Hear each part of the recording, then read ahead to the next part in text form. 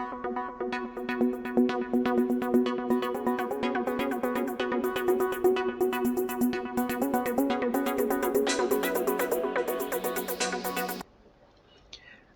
thế đan thần, chương 5, Tiết Tiên Tiên, tập 2. Sau khi Trầm Tường leo lên, bước lên đường về nhà, hắn không có cách nào thấy Bạch U U cùng Tô Mỹ Dao trong giới chỉ. Bất quá hắn lại có thể cảm ứng được các nàng. Hai vị tỷ tỷ, lúc nào các ngươi có thể truyền thụ thần công cùng ma công cho ta? Trầm Tường nóng ruột hỏi. Đối với những thần công ma công kia, hắn đều rất tò mò.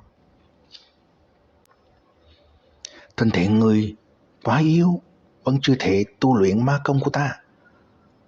Thanh âm lặng như băng của Bạch U U truyền đến. Tô Mỹ Dao nói rằng, thần công của ta bất cứ lúc nào cũng có thể tu luyện. Ngươi trở lại liền bắt đầu tu luyện đi.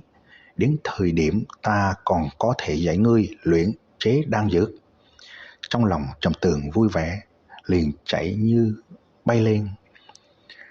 Nam Vũ Quốc, phía nam Ngọa Hổ Thành, nhân khẩu 100 vạn. Đây là một tòa thành phồn vinh khổng lồ. Bên trong tọa lạc một võ đạo thế gia có tiếng ở Nam Vũ Quốc, Trầm Gia.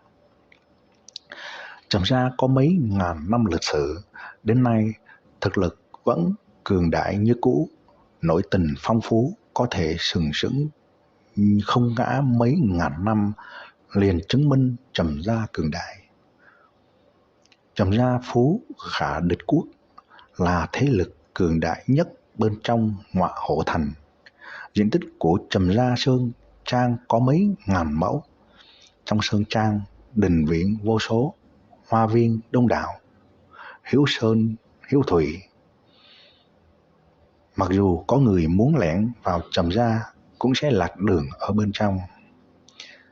Thiên Hộ Viên, từ tên mà xem liền biết đây là phụ đệ của Trầm Thiên Hộ. Làm người có địa vị hiền hách ở Trầm Gia, có một tòa trạch viện to lớn cũng là chuyện rất bình thường. Cha, ta đã về. Trầm Tường về nhà liền vội vàng chạy về phía thư phòng. Hắn biết phụ thân hắn ở nơi nào. Trầm Thiên Hộ cười ha ha nói, ha ha ha, tiểu tử thối, ngươi rốt cuộc cũng trở lại. Ngươi có biết có một tiểu mỹ nhân đang đợi ngươi không? Ngươi còn nhớ rõ tiểu nha đầu Tiết Ra không? Sau này nàng sẽ là tiểu thê tử của ngươi. Trầm Tường hơi nhướng mày. Trong đầu nhất thời hiện ra một tiểu nha đầu xinh đẹp. Đó là thời điểm hắn 5-6 tuổi. Cha, ngươi là nó Tiết Tiên Tiên? Trầm Tường hỏi. Đây là một thiên chi kiều nữ của Tiết Gia. Khi nàng còn bé đã từng đến Trầm Gia ở qua một quãng thời gian. Lúc này cả ngày Trầm Tường chơi đùa cùng nàng. Hai người chơi với nhau rất vui vẻ. Sau đó liền đến hạ hôn ước. Trầm Thiên Hộ gật đầu. Không sai, tiểu nha đầu kia ở trong sơn trang. Ngươi vừa đi nàng đã tới rồi. Nàng là muốn gặp ngươi. Trầm Thiên Hộ nói xong mỉm cười nhìn về phía ngoài cửa sổ. Trầm Tường cũng nghiêng đầu sang chỗ khác nhìn lại. Chỉ thấy ngoài sân đang có một nữ tử thân thể như ngọc đi tới. Nữ tử tóc dài xõa vai, toàn thân bạch y, trên đầu mang theo trang sức tỏa ánh kim quang. Thấy nữ tử này một thân trang phục giống như tiên nữ, Trầm Tường không khỏi nhìn sững sờ.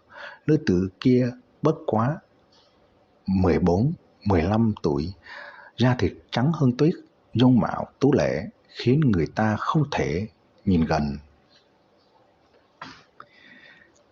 Thiếu nữ xuyên thấu qua cửa sổ thấy Trầm Tường, khuôn mặt cực kỳ xinh đẹp, tràn đầy vui mừng. Nàng hô, Tiểu Tường ca. Âm thanh nhẹ nhàng uyển chuyển, rung động lòng người. Trầm Tường thừa nhận. Tuy thiếu nữ này là tuổi dậy thì, nhưng bất kể là khí chất hay là dung mạo đều có thể sánh vai với hai mỹ nhân ở trong giới chỉ của hắn. Huống chi thiếu nữ này vẫn chưa có phát dục hoàn toàn. Trầm Tường nuốt nước bọt, cười khang nói: Thực sự là nữ nhân 3 ngày là khác. Tiểu nha đầu năm đó dĩ nhiên đã biến thành tiểu tiên nữ. Thiếu nữ này chính là thiên chi kiều nữ của Tiết gia, Tiết Tiên Tiên. Nha đầu này là vị hôn thê của ta. Nội tâm Trầm Tường kích động hô. Nếu như là trước đây, trong lòng Trầm Tường bao nhiêu sẽ chút mụn nhọt bởi vì hắn không có linh mạch. Nhưng hiện tại hắn có âm dương thần mạch. Chỉ cần hắn có cho thời gian đặt chân võ đạo đỉnh cao cũng không phải không có khả năng. Tiết Tiên Tiên nhợt nhạt nở nụ cười, gò má khả ái lúm đồng tiền kia hiện lên đỏ ửng mê người. Trầm Tường nhìn ra lại là một trận thế thất thần. Trầm Thiên Hổ cười lớn một tiếng, vỗ vai Trầm Tường nói rằng: Các ngươi tự ôn chuyện đi. Trầm Tường lặng lẽ cười một tiếng, liền vội vã chạy ra thư phòng. Đi tới trong sân, Trầm Tường không nói hai lời, kéo tay ngọc mềm mại không có xương kia của Tiết Tiên Tiên rời khỏi tầm mắt phụ thân hắn, giống như khi còn bé bọn họ lén lút làm chuyện xấu.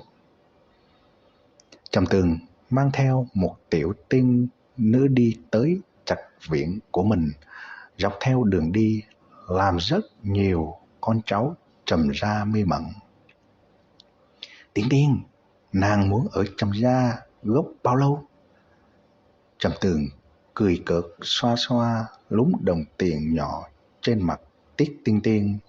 Tiết Tiên Tiên chỉ là mặt lộ vẻ e thẹn, nhẹ giọng nói rằng: Tiểu Tường ca, ta và phụ thân đi ngang qua Ngoại Hổ Thành mới tới thăm ngươi một chút, vì lẽ đó sẽ không ngốc bao lâu.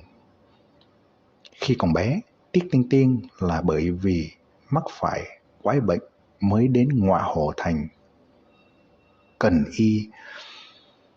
Khi đó, thân thể Tiết Tiên Tiên rất suy yếu, dung mạo rất xấu, rất nhỏ. Ở Trầm gia cùng Tiết gia thường thường đều bị người khi dễ.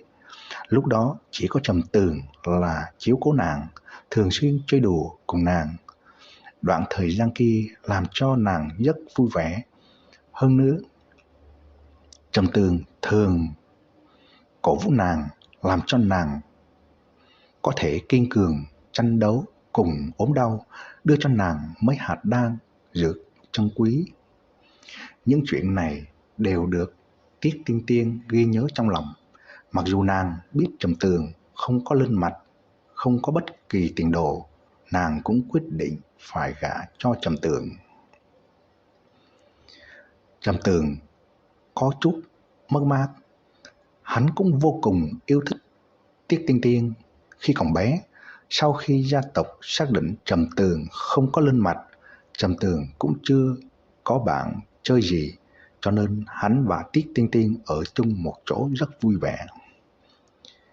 Tiểu Tường ca, nguyên bản gia tộc muốn giải trừ hôn ước cho ta và ngươi, nhưng ta không đồng ý, cho nên bọn hắn cho ta cùng cha đi dược gia gặp gỡ thiên tài luyện đan kia.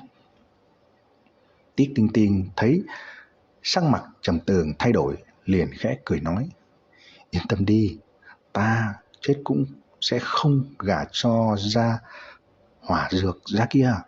Nghe nói hắn rất xấu. Tiết Tiên Tiên 14-15 tuổi thì có thực lực phạm võ cảnh tầng 6.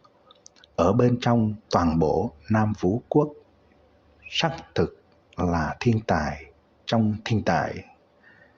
Mà dược gia cũng có một thiên tài 16 tuổi, liền có thể luyện chế ra đan dược. Ở trong mắt